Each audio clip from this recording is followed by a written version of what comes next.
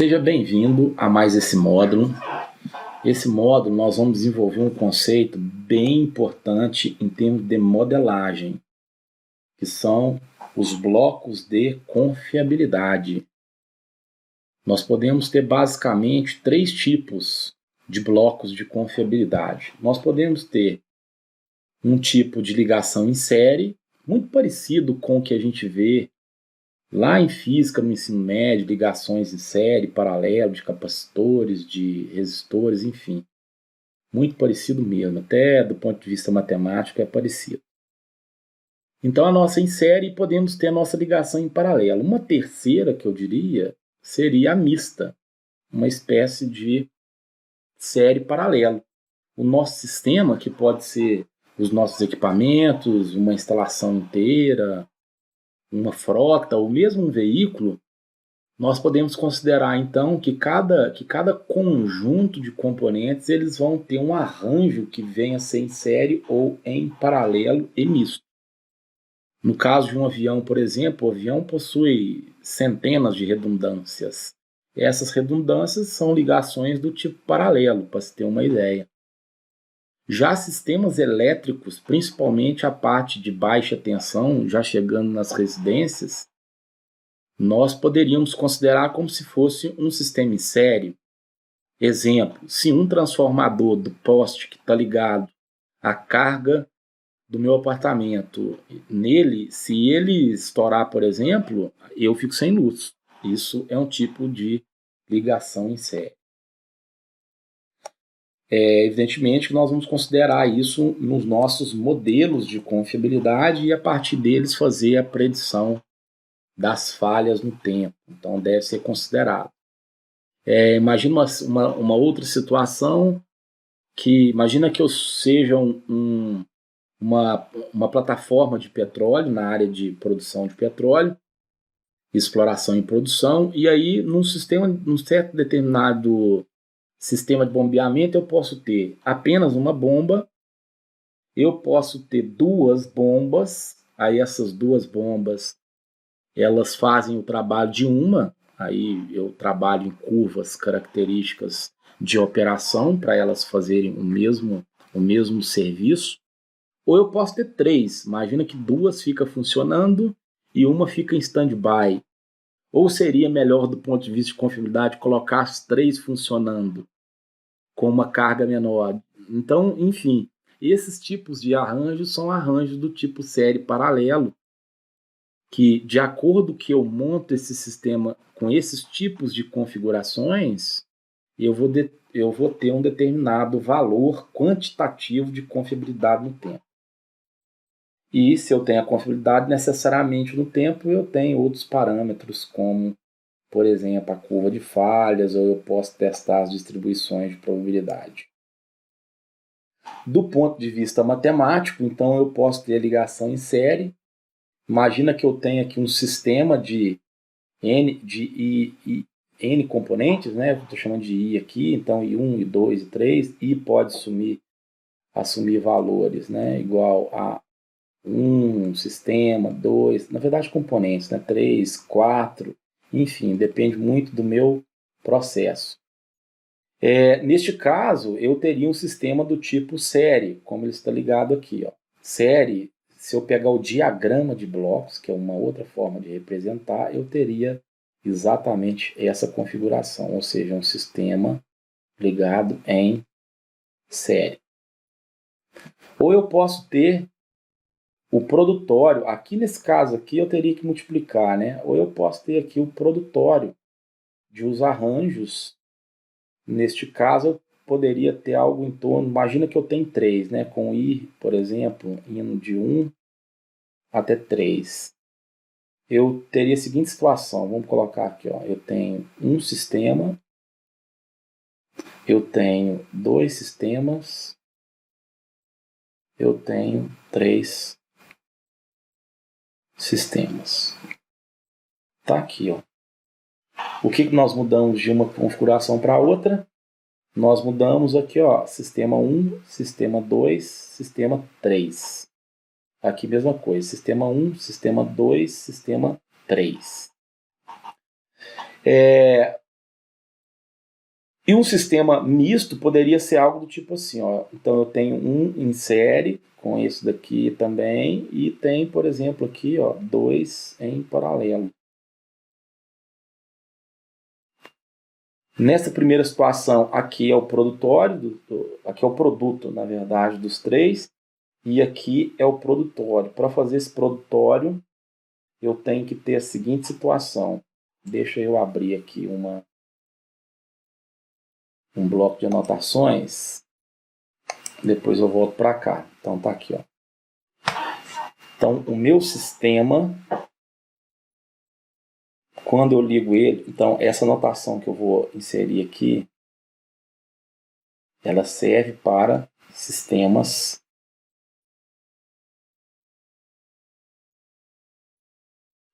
em paralelo.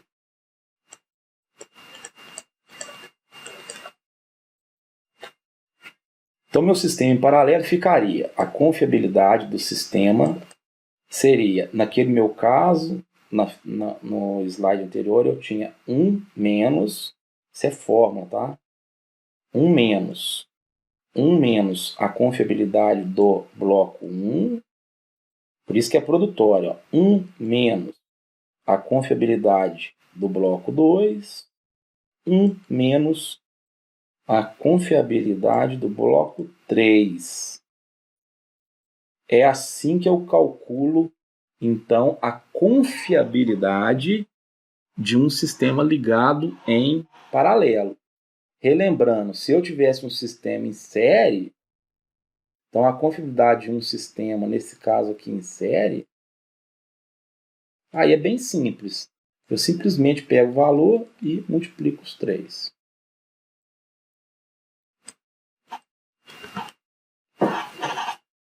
Importante essa observação. Se eu for desenvolver, por exemplo, um algoritmo de confiabilidade e eu vou utilizar softwares como o próprio Minitab ou mesmo Excel, eu teria que fazer essa configuração aqui para me calcular um resultado de uma predição que eu esteja desejando analisar.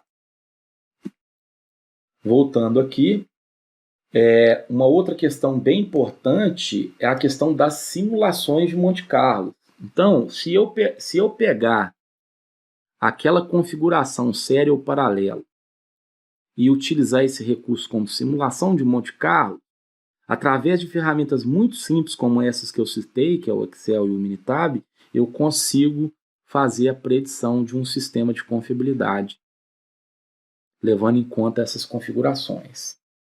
O que vem a ser, então, uma simulação? Né? Uma simulação, e no caso, uma simulação de Monte Carlo. A simulação permite, aí lógico, estou falando de engenharia de confiabilidade, nós fazermos projeções acerca de determinados sistemas. Como que ela vai trabalhar? Deixa eu pegar aqui uma linhazinha. Aqui, ó, vou colocar bem do lado aqui, ó. Imagina que eu tenho uma linha aqui, um eixo na realidade, né? Esse é o meu eixo. E aí no meu eixo eu vou colocar o seguinte. Vou pegar essa canetinha vermelha aqui. Nesse meu eixo eu vou lá nos meus históricos, evidentemente, né? Vou lá nos meus históricos de manutenção e vou ter a seguinte situação.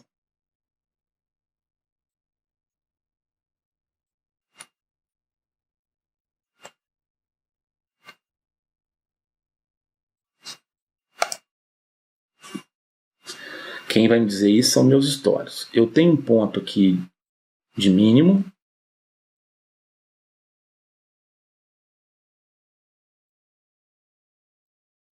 Tem aqui um ponto de máximo. O que a simulação de Monte Carlo vai fazer? Então, quem vai falar isso para mim? Meus dados. Se eu tenho muito dado ou pouco dado, é uma outra circunstância, mas a simulação de Monte Carlo, ela vai me permitir eu fazer projeções em cima dessas curvas de distribuição de probabilidade. Nesse exemplo hipotético que eu estou utilizando, eu vou colocar aqui, por exemplo, que eu tenho um tempo de reparo de 8 horas. nas melhores condições, por isso estou falando que é mínimo. O valor mais provável seria algo em torno aqui de, vamos colocar, 12 horas.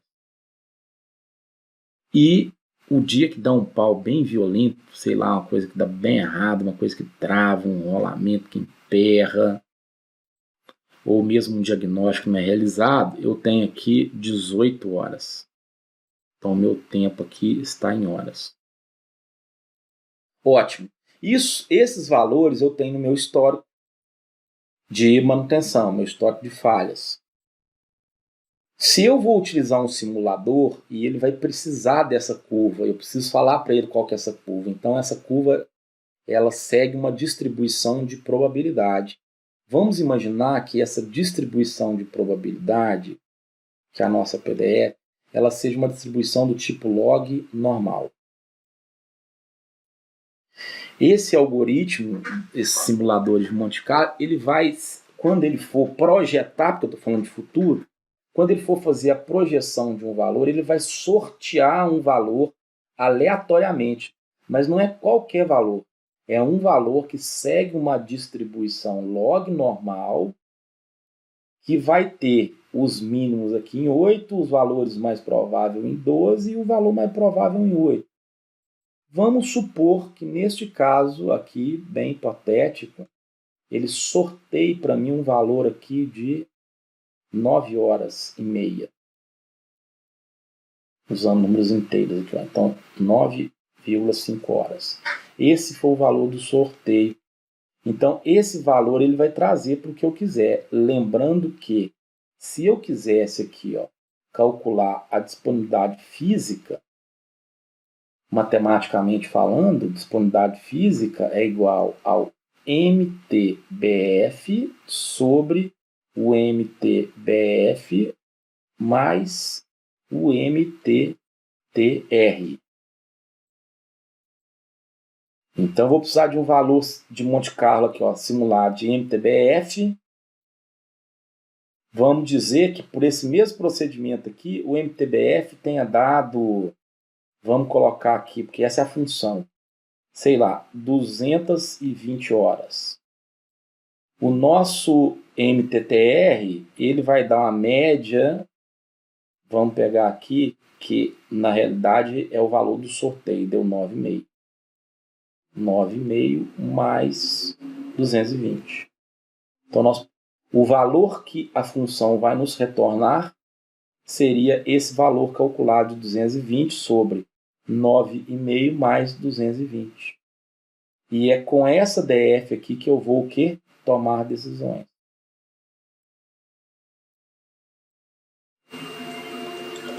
Eu faço isso para uma amostra grande de dados. Nós estamos falando de quantos dados? 500, mais ou menos. Para nós aqui é considerado uma amostra grande.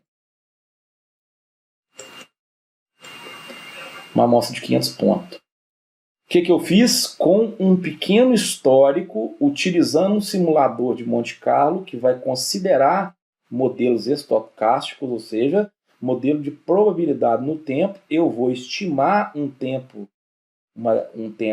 entre falhas, um tempo de reparo. Com isso eu vou ter uma DF, com essa disponibilidade física eu tomo decisão com uma amostra gerada, simulada, de 500 pontos. Poderia fazer perguntas do tipo: quantas falhas no meu sistema eu estou prevendo para os próximos 2 anos? Imagine que eu sou uma plataforma de petróleo. Imagina que eu sou uma mineradora e o preço do minério disparou, ou seja, a oportunidade é muito grande do mercado, e eu preciso de uma disponibilidade física de 95%. Qual que é a disponibilidade física que eu estou projetando via simulação? Vamos imaginar que eu tenho, via simulador, uma projeção de 89%. Então, eu tenho a oportunidade de trabalhar em 6% de disponibilidade física. É isso que o simulador vai me fazer. Ele me dá esses números projetados, eu comparo com o valor que eu preciso ou que eu tenho e tomo as minhas decisões. Então, é um modelo muito poderoso, porque a gente parte de poucos dados e consegue fazer uma predição, enxergar o futuro de uma maneira muito assertiva, dentro de um certo intervalo de confiança. O que eu desenhei nos rascunhos ali, esse slide mostra bem. Então eu tenho meus modos de falha, que eu estou considerando, então eu vou precisar de um. Cada modo de falha vai seguir uma forma de distribuição, igual eu dei exemplo no slide anterior. Através da relação da disponibilidade física e do nosso tempo entre falhas, eu consigo projetar a nossa disponibilidade. Imaginem que eu tenho um sistema físico, poderia ser, no nosso caso, uma unidade de flotação. Para mim fazer uma projeção sobre essa instalação, eu preciso simplesmente o quê? Eu preciso do MTBF, do MTTR deles, eu estou usando uma função de média, e preciso, olha, finalmente, eu preciso de entender como que está a configuração do meu sistema em termos de confiabilidade. Veja que nesse exemplo eu tenho um circuito misto.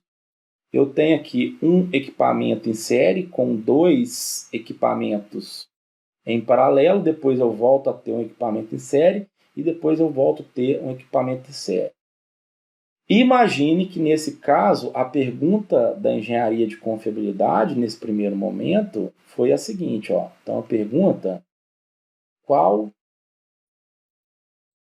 o número de falhas para os próximos 5 anos? Porque como eu tenho histórico, sei o que é falhas, logo eu consigo ver qual é a DF para esse mesmo período. É assim que a gente aplica tanto a simulação de Monte Carlo quanto as configurações em série em paralelo. O simulador, que pode ser o Minitab, o Excel, vários pacotes estatísticos, vai fazer o quê? Vai sortear valores dentro daquela distribuição que eu mostrei, ó, e vai me gerar essas projeções. Então vimos aí como funciona a simulação e o importante é aplicar isso na prática, e é o que faremos nos nossos laboratórios virtuais.